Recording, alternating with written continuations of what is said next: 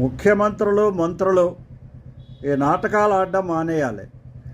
వాళ్ళు ఏదైనా ఒక ప్రదేశానికి వచ్చినప్పుడు స్కూల్ పిల్లల చెక్కింగ్ అని, స్కూల్ పిల్లలతో కలిసి భోజనాలని చెప్పి, స్కూల్ పిల్లల మీటింగ్ అని వాళ్ళ చేత మాట్లాడించడం, వీళ్ళ జోకులు వేయడం, ఇవన్నీ జరుగుతూ ఉన్నది.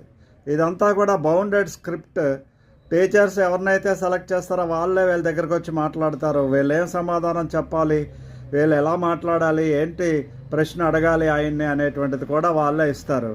ఇదంతా అందరికీ తెలిసినటువంటి సత్యమే. ఈ రోజున చంద్రబాబు నాయుడు గారు అనకాపల్లి తాళ్ళపాలెం దగ్గర స్కూల్ పిల్లల్ని కలవడం జరిగింది. అది కూడా కేవలము ఈ విధంగానే జరిగిందని నేను సిటిజన్స్ ఫామ్ అనుకుంటున్నది.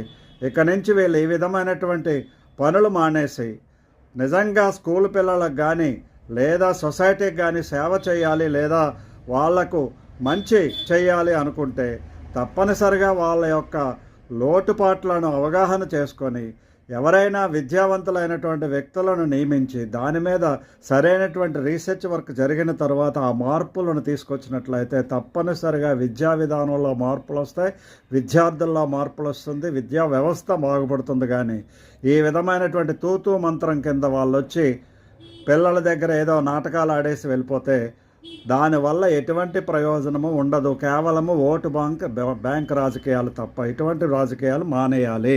జై హింద్, జై